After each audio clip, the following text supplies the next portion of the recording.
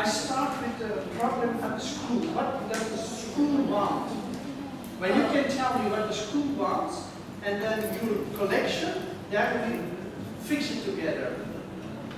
Tức là ví dụ không muốn nhắm vào đối tượng cụ thể chẳng hạn, nhưng mà ví dụ từ cái bộ sưu tập đấy chẳng hạn, thì ví dụ ông có thể xem là cái bộ sưu tập hiện vật đấy sẽ nhắm vào cái đối tượng nào và làm như thế nào để truyền tải cái bộ sưu tập đấy đến cái đối tượng đấy ạ. Tức là lấy luôn một ví dụ cụ thể luôn ạ. The question is because she think about the collection because and she think that That's the thing. You should not think your collection. You must think what does the school want. Như vậy là cái suy nghĩ của bạn thì bạn cần phải đừng nghĩ đến cái bộ sưu tập của bạn, mà bạn phải cần biết là các cái trường học đến với bạn thì họ có những cái vấn đề gì, đồng thời thì họ muốn gì. You can do with your collection all problems. Các bạn có thể làm một cái bộ sưu tập của bạn giải quyết rất nhiều các vấn đề khác nhau. The thing is, when you come to school and say we have this, then the school will ask you and say we have this problem. Vấn đề là khi mà bạn đến với các trường học và bạn nói là chúng tôi có những bộ sưu tập như thế này, có lẽ các cái trường học cũng không quan tâm nhiều, nhưng khi các bạn đến với các trường học và hỏi rằng là trường học có những cái vấn đề gì còn đang khúc mắc cần giải quyết. Nhưng mà tôi nghĩ rằng ví dụ là trước khi đến trường học để hỏi các người ta muốn gì của mình, trước tiên bảo tàng phải cung cấp cho họ là mình đang trưng bày cái gì để họ có thể xem là có thể đáp ứng được những nhu cầu gì đến của trường chứ ạ. Không phải là nhà trường thiếu cái gì mà có thể muốn bảo tàng mình cung cấp được, bởi vì bây giờ bảo tàng mình là mình muốn người ta đến và tham gia các hoạt động giáo dục của mình, thì tức là mình phải cung cấp cho họ cái mà họ sẽ muốn mình đáp ứng được. Là cái bảo tàng phải làm gì? She think that before going to school, mean something to the school. That we have something to bring to school. Yes. So I understand, but my idea is you should go talk to the school, ask the school, what do you need? So you should not say, I have this, but you should ask, what do you need? cái câu hỏi của các bạn đối với các trường là phải là các trường có cần cái gì, chứ không phải là chúng tôi có cái này. You see, when you ask a school, or you tell school, we have this, then the school can say, oh, we are not interested. When you ask, what do you need? Then you can say, oh, we can do that. Don't know how, but we can do that. Và khi bạn đặt câu hỏi là trường các bạn cần cái gì, thì và các bạn có thể trả lời là ồ, cái đó chúng tôi có thể làm được, còn hơn là các bạn đến và nói chúng tôi có cái này và họ nói rằng tôi không quan tâm. Tôi nghĩ là ở đây có hai cũng là một mục tiêu là giáo dục, nhưng mà chúng ta có hai cái tiếp cận khác nhau. Một cái thì là mọi người thường nghĩ là trong cái bảo tàng mình có cái gì và mình sẽ phát triển cái chương trình giáo dục nội dung đấy dựa trên những cái mà bảo tàng đó. Cái anh Roby nói từ sớm và cái chủ đề chúng ta tức là mình sử dụng những cái đấy để giải thích cho những kiến thức ở trong nhà trường, giáo dục sinh viên giáo viên đấy và đã giữ được những cái kiến thức gì về. Tôi nghĩ đây có một số đồng nghiệp ở trong bảo tàng này, đặc biệt là các anh chị bảo tàng đại học cũng đã làm việc với lại UNESCO trong năm qua thì có một số kinh nghiệm để tôi nghĩ là khi mà được chia sẻ những cái thông tin này thì chị sẽ rõ là làm thế nào để sử dụng các cách tiếp cận khác nhau. Ở đây là anh Roby này đúng là tôi thấy là có vấn đề là đặt vấn đề nhà trường cần cái gì. Bởi khi mà học sinh đến bảo tàng học thì họ thường là họ rất là muốn là gắn kết với nội dung học nhà trường. Chính vì thế học cái môn gì, cái kiến thức như nào để gắn với lại một bảo tàng nào đấy thì hai bên cùng phối hợp. Ở đây thì tôi thấy có chị có tiến sĩ Trần Thu Thủy là trưởng phòng Can I? Có thể chia sẻ những kinh nghiệm và làm việc sau. Solve this problem. They come to our museums and we make a program. They cannot use a computer and they will discover why they need a computer. You understand? Và chúng ta có có thể đến bảo tàng của chúng tôi, và các bạn ý sẽ có thể trải nghiệm với những cái công việc mà không sử dụng máy tính, mà không thể sử dụng máy tính, thì khi đó thì các bạn ấy sẽ cảm thấy là cái cần thiết của cái việc sử dụng máy tính là như thế nào. So you make a nice activity with problems. They should need a computer, and because there is no computer, they becoming very aware what this computer can do. They have to try to find an alternative solution, which maybe is not possible, but that's how they learn how to work with a computer. When you don't have it, you learn to work with it. It's, you know the word of something when you don't have it.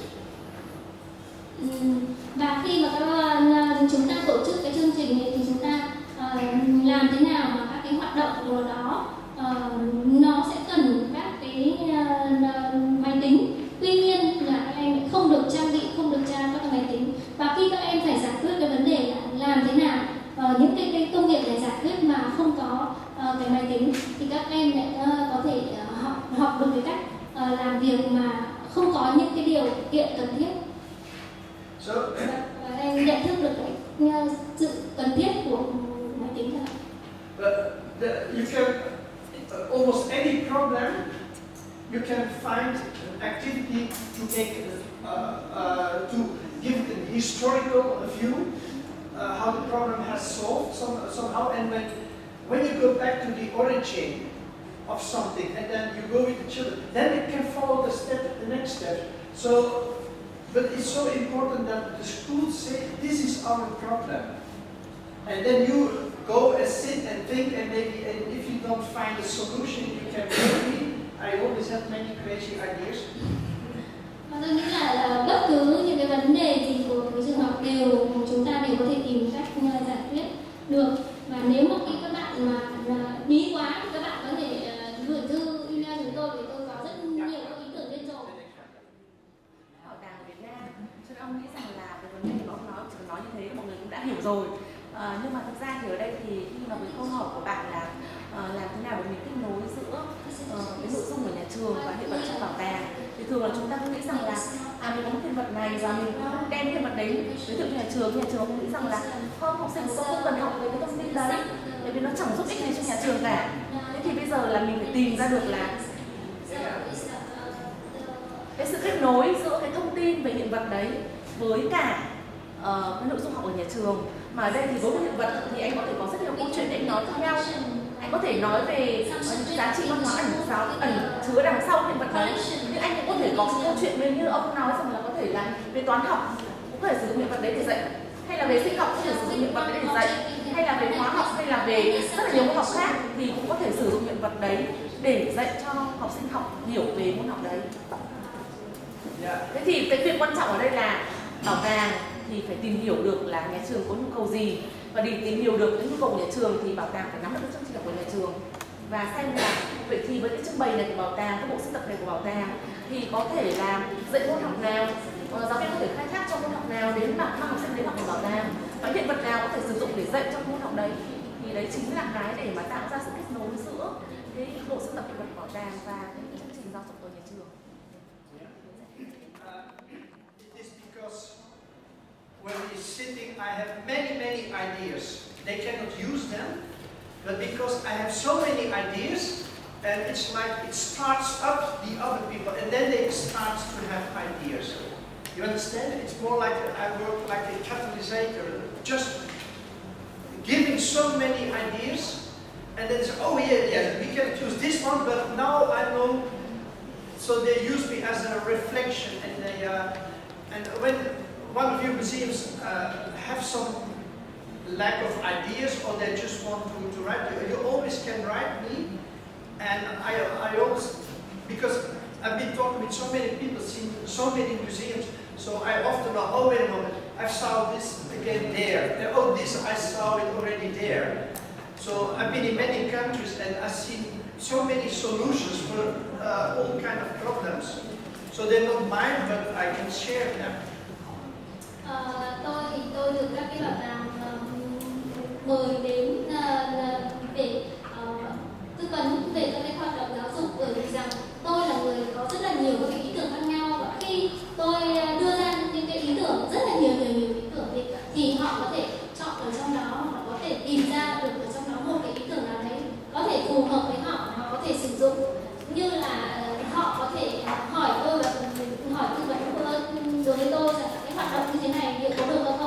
với những cái kinh nghiệm của tôi là hoạt động ở rất là nhiều các nước khác nhau, thì tôi có thể nói là cái hoạt động này đã thấy ở đây rồi, ở bên đó rồi, và nó như thế này thế kia, và đấy là những cái tư vấn của tôi với cả các bảo tàng. And some solutions are good for one museum, but not for the other museum. And it depends on how much people you have, their knowledge, their experience, their connections. And it's like, I don't know, but how many of you go visit every month in another museum?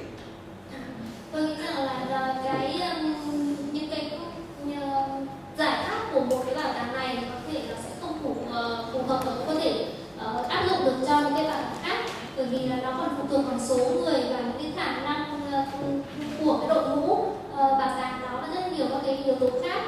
Và tôi cũng biết là các bạn ở đây mỗi tháng thì đi thăm các bảo tàng khác như thế nào, bao nhiêu lần. For example, how many museums have you visit all museums in Hanoi? Bạn đã thăm hết các bảo tàng ở Hà Nội chưa? No. And you? Did you visit all the museums in Hanoi? Bạn đã thăm hết các bảo tàng ở Hà Nội chưa? Bạn thấy là maybe. Maybe, okay. And you? Did you visit all the museums in Hanoi? No. Not yet. It's very funny that people, they do not visit the museums in their own city.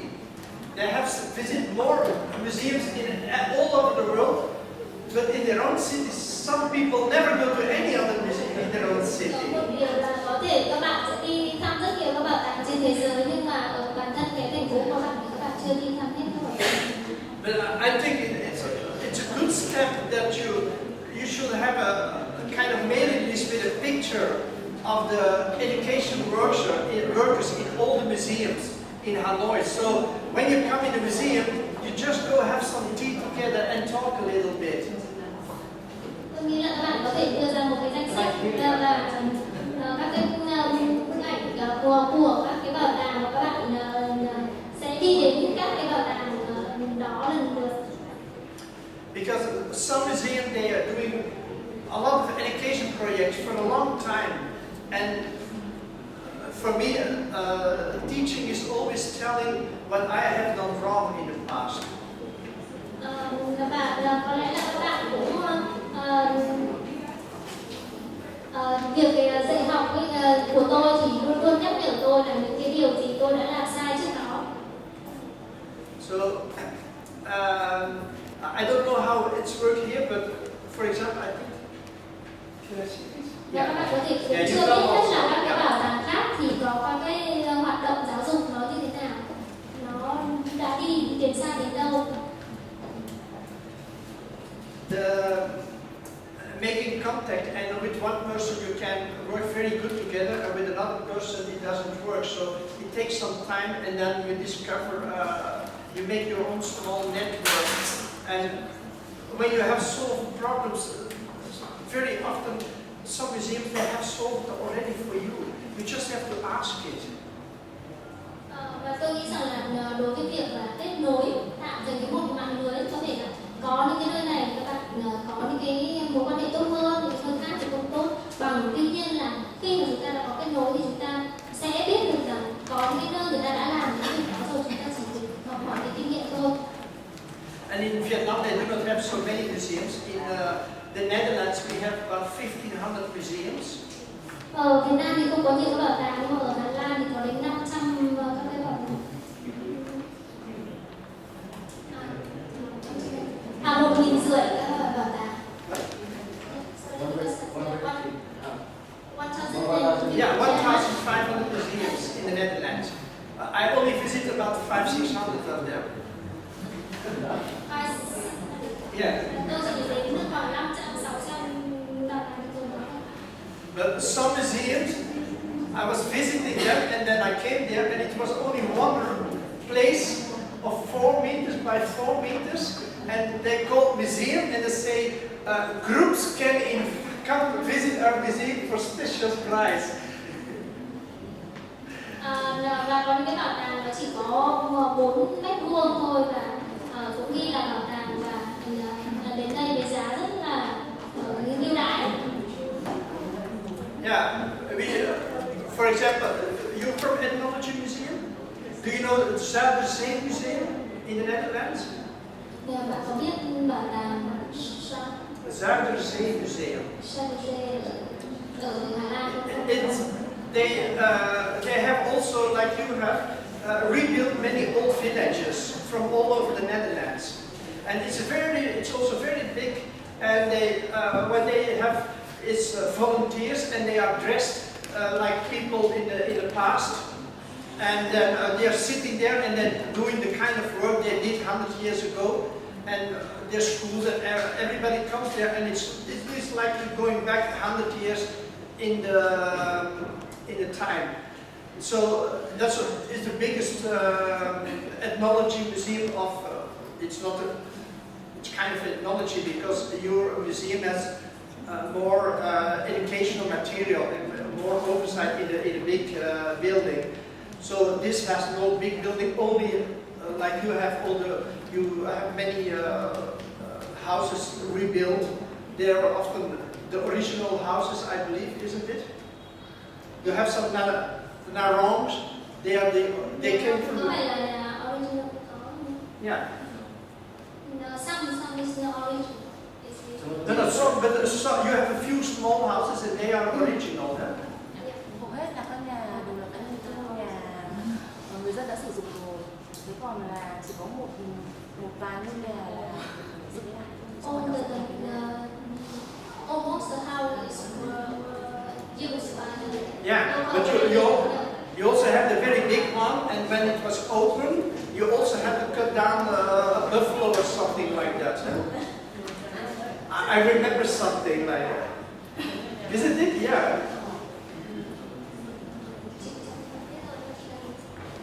So.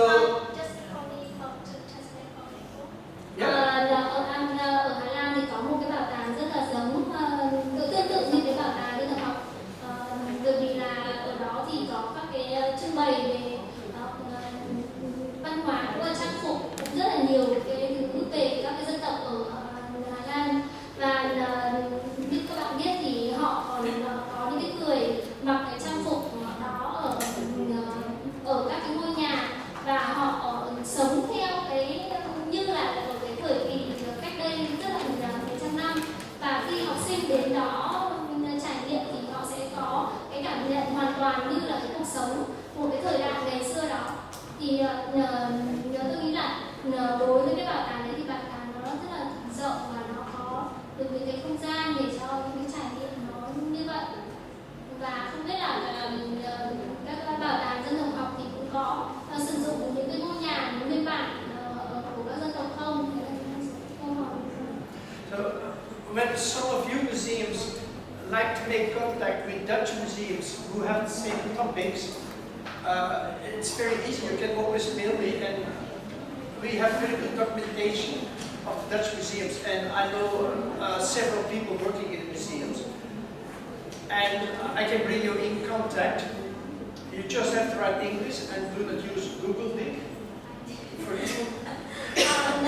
Tôi thì tôi nghĩ rằng là các bạn có thể, nếu mà có quan tâm đến những cái bảo tàng tương tự ở Hà Lan thì có thể liên hệ với tôi, gửi email cho tôi, và tôi sẽ có những cái mối quan hệ rất là một số rất là tốt của các cái bảo tàng đấy, và có thể kết nối cho các bạn, miễn là các bạn biết bằng tiếng Anh cho tôi và đừng có sử dụng dịch bằng Google.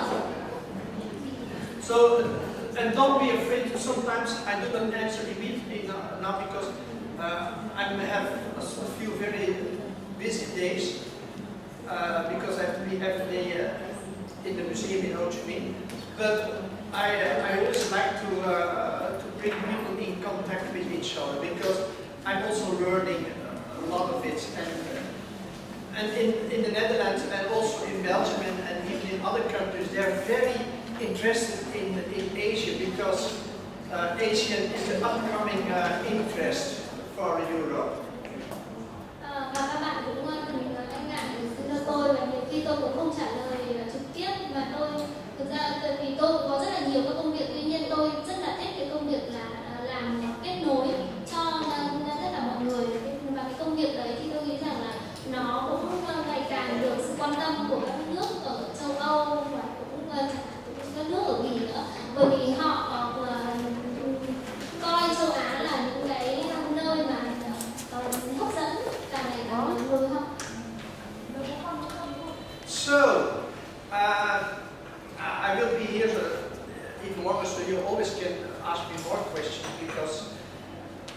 some questions are a bit difficult to answer in general.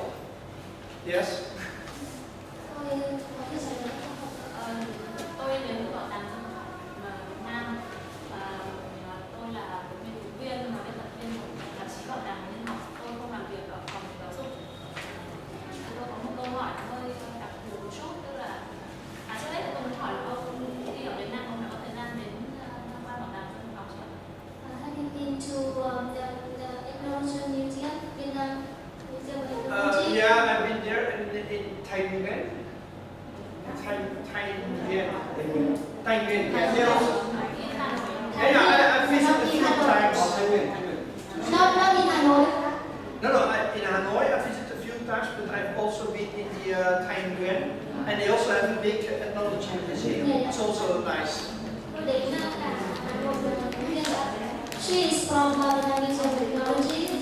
She is a researcher. It's not to the education department to Vietnam Museum of Technology. And she had a question to you. Yeah, it's okay. Ở trong bảo tàng dân tộc ấy, ở cái khu vườn kiến trúc thì có rất là nhiều ngôi nhà rất là đẹp và hấp dẫn, thế nhưng mà có một cái nhà gọi là nhà mồ của người Trai. Thì cái nhà mồ Trai có xung quanh có một số những cái tượng trang trí và trong đó thì có những cái tượng mà nó ở trong một cái tư thế rất là nhạy cảm, rất là gọi là ở trong cái tư thế như là hoạt động tình dục đó. Thì tôi muốn hỏi ông, nếu như ông là một cái người hướng dẫn của bảo tàng dân tộc học thì trong trường hợp mà các em học sinh đến tham quan bảo tàng họ đang câu hỏi ở những cái khu vực như thế thì ông có thể giúp chúng tôi là giải thích như nào? Và vì tôi muốn nói thêm là từ nãy giờ tôi thấy ông chỉ đề cập đến cái nghệ thuật đương đại, còn nếu như trong trường hợp cái nghệ thuật cổ đại và trung đại thì và trong trường hợp các em học sinh cái background kiến thức của họ nó chưa đủ để mà họ hiểu tất cả các vấn đề thì mình phải giải thích cho họ như thế nào? The question is related to the Tom house, Sarai's house. To Lemon's house, it's Tom house, the two house in the garden of the Vietnam Museum of Technology. It's in the two houses around there is some statues with the position is like so this is very for the Vietnamese is very sensitive. What do you think about this for the guy, especially for the children when they come, they want to learn. The grave? Yeah, the grave. Yeah. Because the background of the children is not enough about the history, about historical art or the history art. And I heard from the presentation say a lot about the contemporary art, not about the history art. So, what do you think is we can guide for the children, how we can guide the children?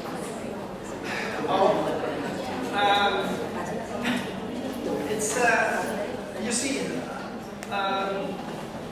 it's because my father is artist and I work mostly with artists. But I was writing, no, not this one, but I have a bulletin. It's called A Bit About Vietnam, and it's more about history because history it's very contemporary. I just read an article about today women, they can see whether they have a boy or a girl when they are pregnant. And they can see it will be a boy or a girl. And then because of this, in the north and in the south, there are more boys. But in the center, because in the center, it is the youngest girl who is inheriting everything. So there are more girls in the center born, and in the north and the south there are more boys born. And it's all because of the past, because of the north and the south. They, in the north you had the king living there, and they came out. In the south you have the Funan, the Empire of Funan, and later the Khmer. But in the middle you had the Indonesian who made the Champa Roy. So, and it's still, the North and the South has more in common as the North and the South and the Mid and the Center. So, you only understand those things when you know the history. It's the same with Buddhism. In the North came from China, it's the Mahayana Buddhism, which is more free, more philosophy. In the North, in the South, it's the Theravada Buddhism, which comes from Thailand, and it's more Orthodox Buddhism.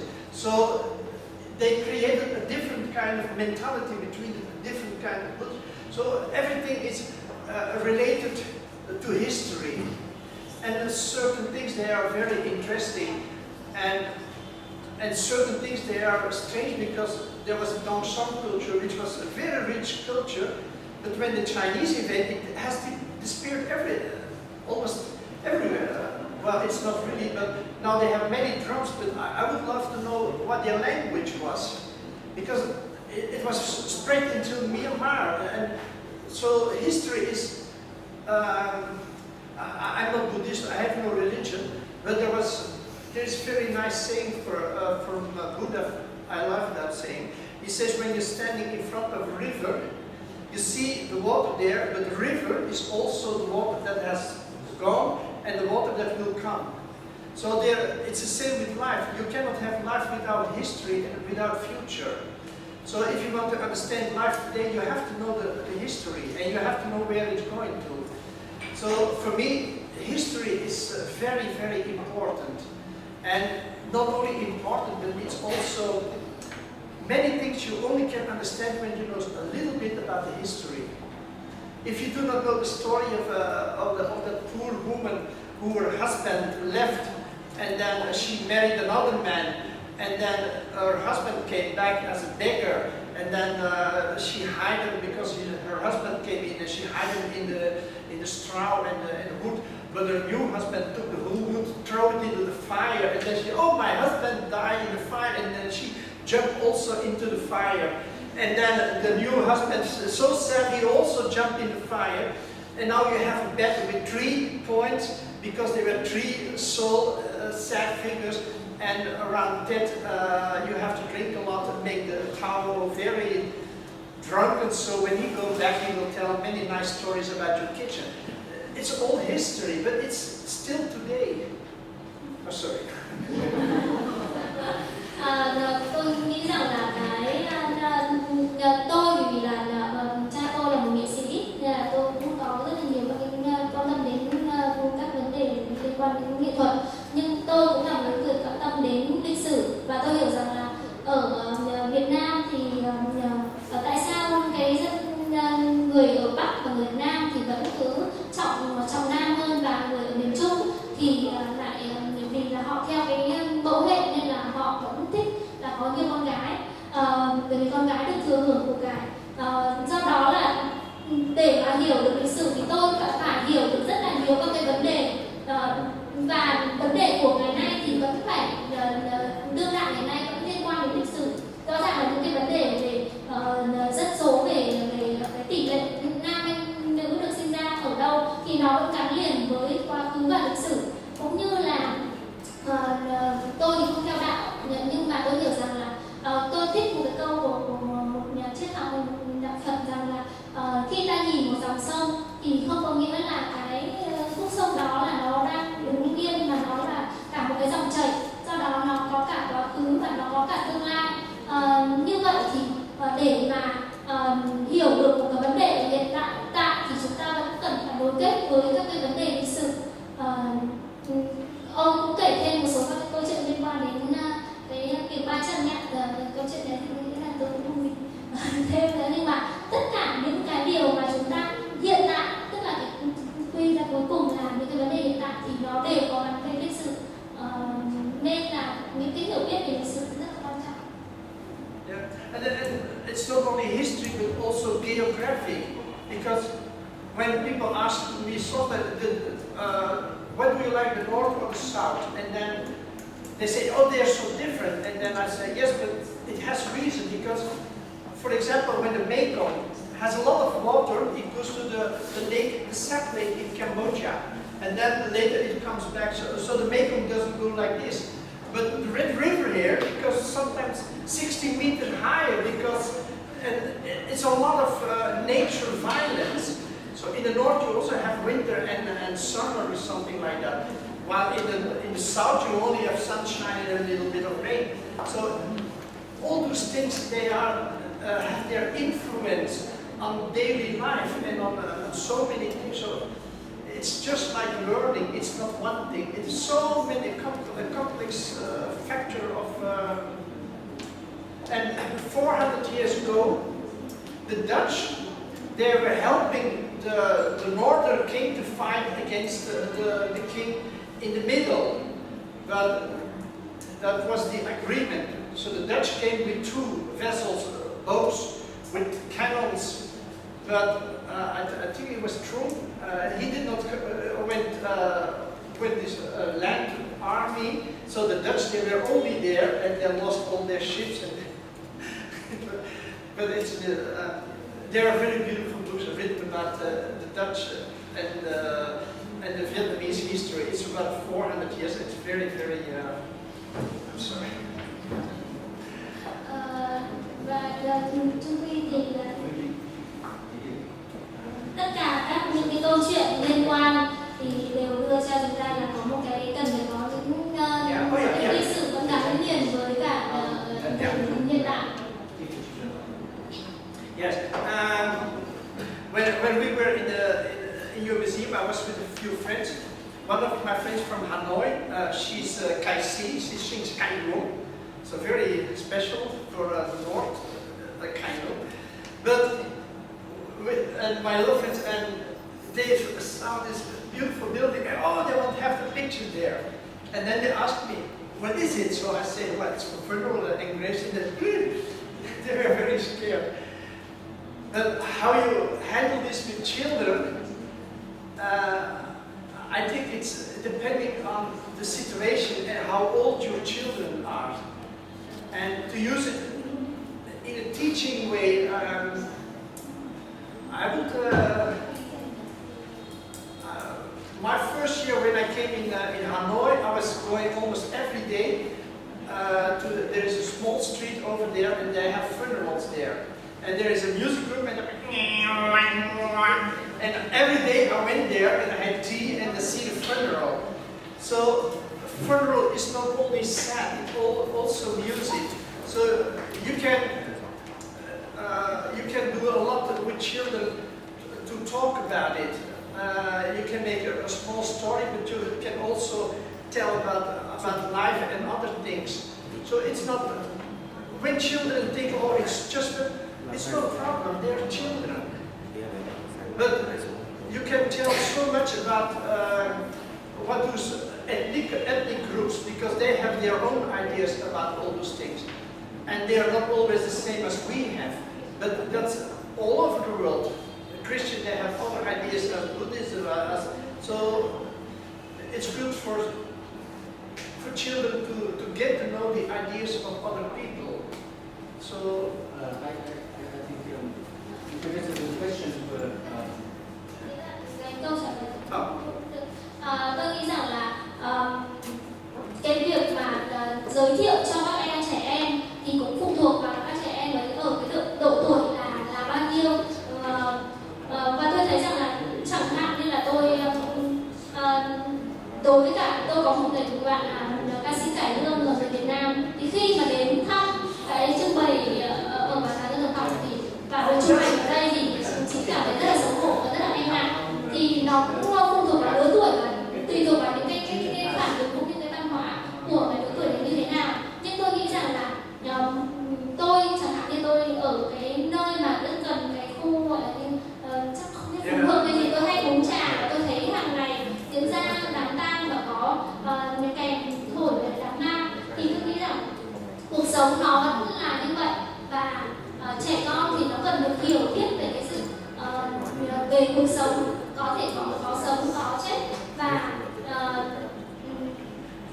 cái điều quan trọng là chúng ta nói rằng là những cái suy nghĩ và những cái ý tưởng của những cái suy nghĩ và những cái quan niệm của các dân tộc là khác nhau, các quan niệm về sự sống và cái chết của các dân tộc ở đây là khác nhau. Cái điều đấy mới là cái điều quan trọng đối với cả các trẻ em khi đến năm. Yeah, but now, sorry, I did not exactly understand your question. You were talking about the figures who has like the champa statues. They're very sexual. They have a ring and they have many breasts and all those things. I think for European, well, some European they also think, oh, but most European, at our schools, we get sexual education when children are about 9 or 10, they start with it. So that's a general at schools. It's just a topic we teach them at school, how it works and how you should behave and things like that. So when our children see this, before when they are 6 or 7, it's bigger, they don't care what it is. But on a certain moment they're realizing that there is a difference between boys and girls, and at that time at schools we started to give them education to talk about it, so it's very openly.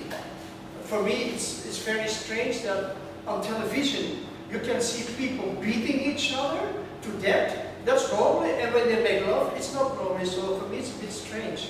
It's because of my age. I was born in the time of that we want peace and we only want love. Don't make war, we want to make love, and we did also sometimes. Tôi nghĩ rằng là hiện đối với các trẻ em hiện ở phương Tây ấy, thì ở cái lứa tuổi 9 tuổi là chúng ta đã được học rất là đầy đủ về giáo dục giới tính rồi, thì cái việc đó thì nó không quá là quan trọng. Bởi vì trong cái trưng bày, chẳng hạn như là trong cái trưng bày của bà giáo dục học có thể có những cái biểu tượng của người phụ nữ hoặc là một người nam giới, thì nó tạo cho người ta cảm giác là có cái gì nhạy cảm. Tuy nhiên đối với cả trẻ em phương Tây thì họ đã hiểu hết là những cái điều đó nó không quá là vấn đề. Chỉ có ở 6-7 tuổi khi các em thì cũng chưa biết gì, chưa hiểu biết gì thì nó cũng bình thường thôi, nó cũng không có cái vấn đề gì là nhạy cảm cả. Và khi mà tôi thấy rằng là cái việc mà ngày nay ở tất cả các TV hoặc truyền hình thì có rất nhiều cái việc người ta đánh giết nhau, thì lại cho là bình thường hơn là cái việc những người ta yêu nhau. Thì đấy là cái việc có nghĩa là tôi không cảm thấy là cái điều mà tôi thích, thì tôi sinh ra trong cái thời đại mà cái tình yêu nó rất là quan trọng. But very practical. When young children, they won't mention it because they do not realize, they just see. When they're older, I would never lie about it, but I would not answer very explicit, because it's not a problem for the children, but it's a problem for the parents. And when children comes to a museum, and as a guy to say, oh, they're having sex and they're making love, and the children comes home and they say, oh, I saw they're having sex in the museum. Then the parents go, oh, where are you going? So I would never say that. I would say, well, that's something adults do sometimes when they like each other, but your parents will explain what this is. So, and then change the topic very fast, but never lie, oh, no, they don't do it. Just say, well, that's what all the people sometimes do, and well, you learn it later. But look at this. Here we have a very funny thing. Yeah, that's how I should do that. Đối với tôi thì tôi nghĩ rằng là ở các cái lứa tuổi bắt đầu lớn hơn thì chúng ta cần phải đi thẳng vào cái vấn đề, thì chúng ta cũng không lần tránh. Ở đây cái vấn đề không phải là ở những cái nhóm trẻ em, mà vấn đề là ở bố mẹ chúng. Bởi vì nếu mà khi chúng ta giới thiệu những cái đó rằng thì chúng ta sẽ không nói trực tiếp, mà chúng ta cũng nói là người lớn sẽ làm cái điều này khi họ rất là yêu quý nhau, rất là thích nhau. Thì nhưng mà chúng ta cũng không nói trực tiếp rằng đây là họ đang làm tình, hoặc là nó là đang hoạt động tình dục chẳng hạn, thì cái điều đấy thì nó sẽ rất là ảnh hưởng về sau, và nó sẽ về nhà và nó nói với mẹ nó rằng là bảo ta có xem được xem cái này, nên là về nhà đã đặt những cái câu hỏi với cả bố mẹ và gì đó, thì đấy sẽ gây ra những cái khó khăn cho cha mẹ. Cho nên là cái cách của chúng ta là chúng ta hãy cho những cái điều đó là một cái điều thú vị và có thể lướt qua rất là nhanh. But it's the same with sex, politics, and many other things. I have my own ideas about it, but when you work for a museum, you have some responsibility, and you must keep in mind that there's a museum is for everybody, and the government who support museums and the other, you should not make them worry about what's happening in a museum. So when you have an exhibition about, I just, maybe now she's asleep, but later, the lady from the Women Museum, there's just a book published, I bought it, about prostitution in Hanoi during the French period. It's just a new book, it's published. When you have a book like that is very explicit, and when people come to the exhibition, you can be very open about it because it's about that topic.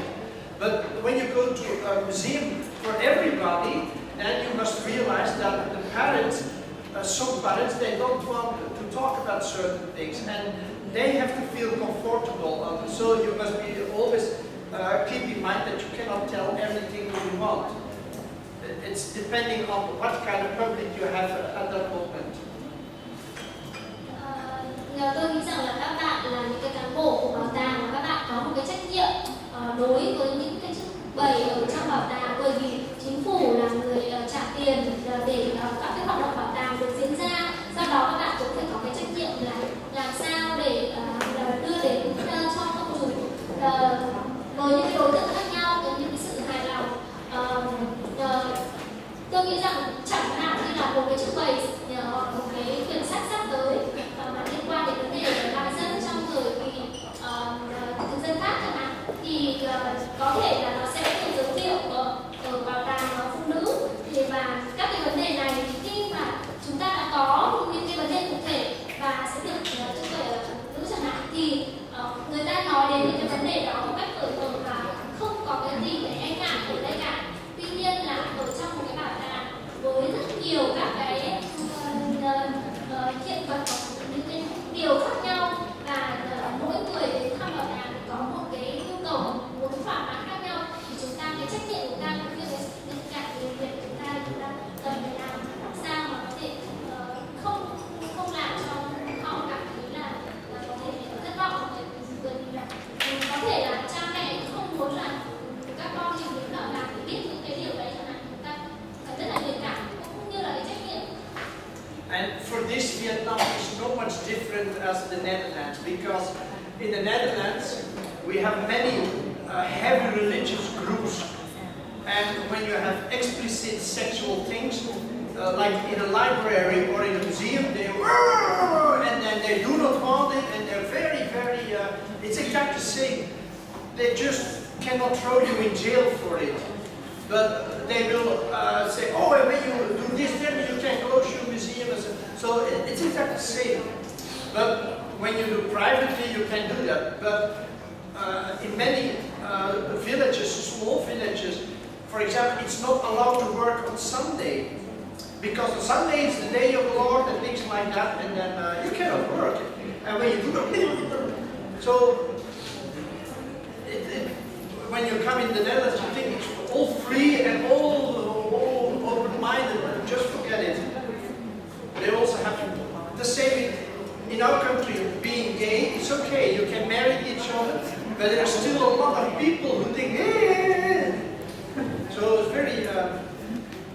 Tôi nghĩ là văn hóa của Việt Nam, văn hóa của Hà Lan, tuy nhiên rằng ở một đất nước của chúng tôi thì cũng có rất là nhiều các cái tôn giáo khác nhau, và khi có những cái trưng bày những gì mà liên quan đến vấn đề tình dục mà nó quá lên, thì những cái nhóm tôn giáo khác nhau họ cũng có những cái phản đối, và họ cũng phản đối một cách gây gớm lắm.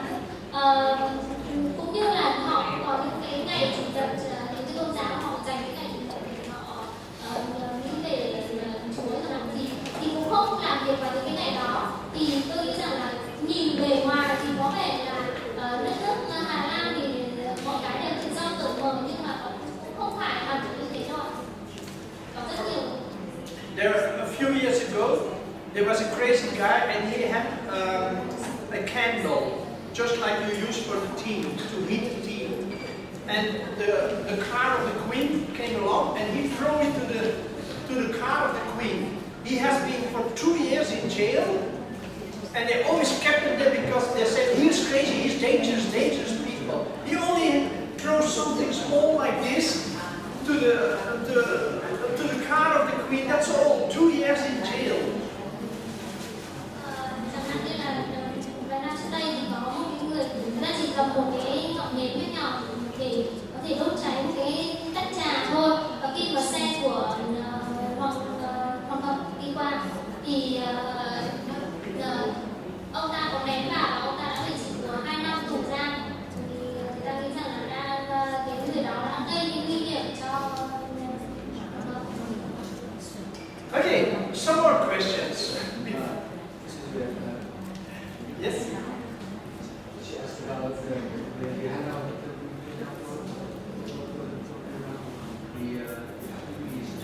for the visit. Just explain a bit about it. Oh, Yeah.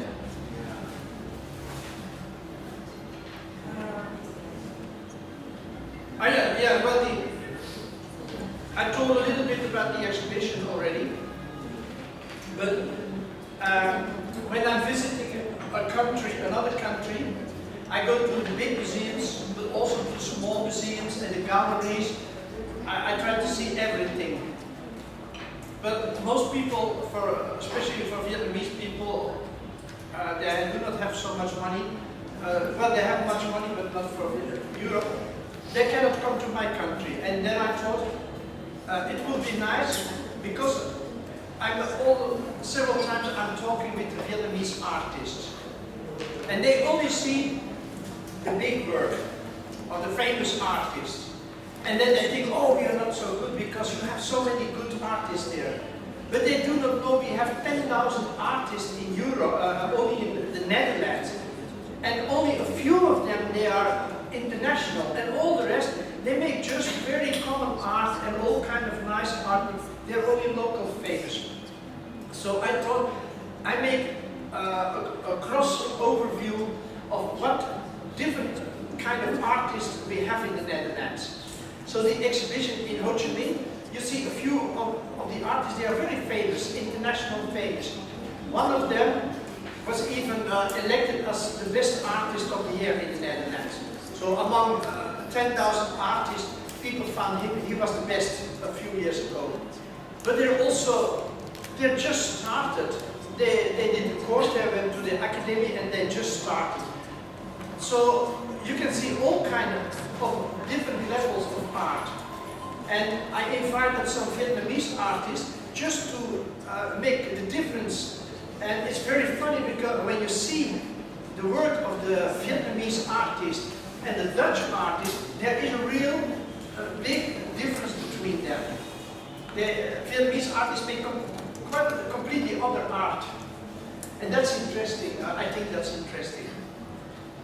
Tôi nói một chút xíu về cái từ mà đã phát cho mọi người. Ở đây tôi nghĩ rằng tôi thì đi rất là nhiều các cái nước và đến thăm rất là nhiều các cái bảo tàng và các cái gallery. Tuy nhiên thì các bạn có thể là không có đủ kinh phí để mà đi thăm rất là nhiều các cái bảo tàng. Sau đó thì cái dự án hợp tác với tất cả các bảo tàng mỹ thuật thành phố Hồ Chí Minh thì tôi nghĩ rằng là đấy để tôi có thể đưa đến để giới thiệu các cái nghệ sĩ của Hà Lan với các cái bạn nghệ sĩ Việt Nam cũng như người Việt Nam, bởi vì ở Hà Lan thì có đến hàng 10.000 các nghệ sĩ khác nhau và họ có những cái tác phẩm ở cái cấp độ rất là khác nhau, nhưng chỉ có một số họ là được nổi tiếng ở thế giới và họ được biết đến ở trên thế giới thôi. Thì trong cái hợp tác với cả bảo tàng mỹ thuật Việt Nam và bảo tàng mỹ thuật thành phố Hồ Chí Minh thì tôi cũng tạo cái cơ hội cho các cái nghệ sĩ ở Hà Lan cùng có những cái triển lãm những cái tác phẩm. Thì trong đó có những cái tác phẩm của những nghệ sĩ rất là nổi tiếng, người gọi là nổi tiếng nhất là ở Hà Lan, cũng như có những cái tác phẩm rất là bình thường của những nghệ sĩ rất là bình thường. But with Vietnamese art, it's a bit the same as with women. about 100 years ago, 110 years ago, it was not allowed for women to study. They could not go to university, nowhere. So everybody said, oh, women are stupid because they don't do anything. Yes, they could not go to university. But then in the Netherlands, it was Annette Jacobs. She was the first one who became a doctor. And less than 100 years ago, there was no art school in Vietnam, not in the way of Western art. It was in 1924, they opened the Beaux-Arts here in Hanoi. So only less than 100 years, the Vietnamese are making art in the same way, in the same materials, and the same thing as in Europe we do for 2,000 years. So but it's going very, very fast. And it's going so fast that many Western, they have the load of the history, while Vietnamese, they don't have too many history with him. They can make very free work, so it's very interesting the development of it.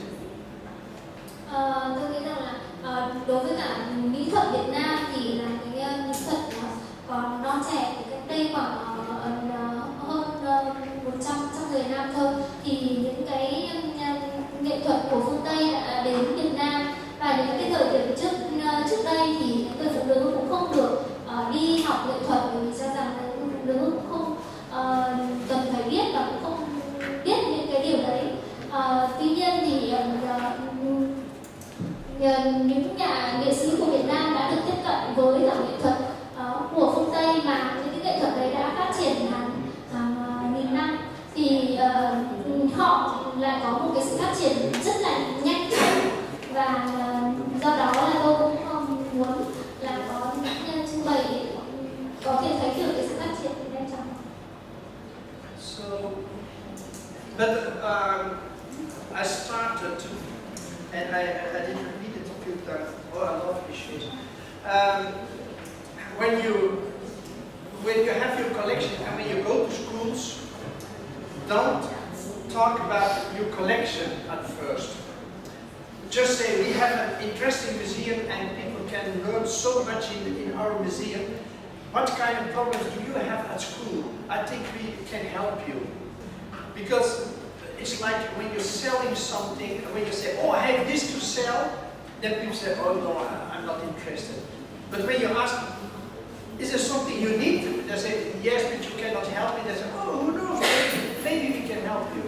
And that's how you have to promote your museums to schools. Và một điều nữa tôi muốn nhắc lại là các bạn khi có những cái bộ sưu tập của mình, nhưng cũng có nghĩa là các bạn đi đến các cái trường thì các bạn nói rằng là chúng tôi có những cái bộ sưu tập như thế, các bạn cần hiểu biết gì, mà chúng ta cần đến những cái trường mà họ cần các cái cách như vậy thì nó sẽ tốt hơn là việc là tôi có cái này tôi đang cần muốn bán đây, thì người ta sẽ không quan tâm mà người ta không muốn. Và khi mà họ nói rằng là chúng tôi cũng có một số cái nhu cầu, nhưng mà chắc là các bạn không giúp được đâu, thì chúng tôi nói không, những cái điều đấy chúng tôi có thể làm được và chúng tôi có thể giúp đỡ được. Thì đấy là cái cách mà các bạn sẽ quảng bá cho bảo tàng của mình hơn là cái việc các bạn đem những cái điều mà các bạn muốn bán đến các cái trường. Yeah, and in the Netherlands, most lectures they take 1 hour. And after 1 hour, everybody is, oh, I have to go, I have to go. So I'm very surprised you're still here. Maybe the chairs are so good. Ở Hà Lan thì mỗi cái bài giảng chỉ có 1 tiếng, và đến 1 tiếng thì bắt đầu sinh viên bắt đầu nhấp nhổm đến giờ là tôi phải đi rồi. Nhưng mà tôi rất là ngạc nhiên các bạn ở đây vẫn rất là kiên trì ngồi nghe và cũng vui vẻ. And this is very tiring for you because I'm talking English, but short of English. So some of you try to understand me, and then they think, oh, he's saying this, and then she's translating.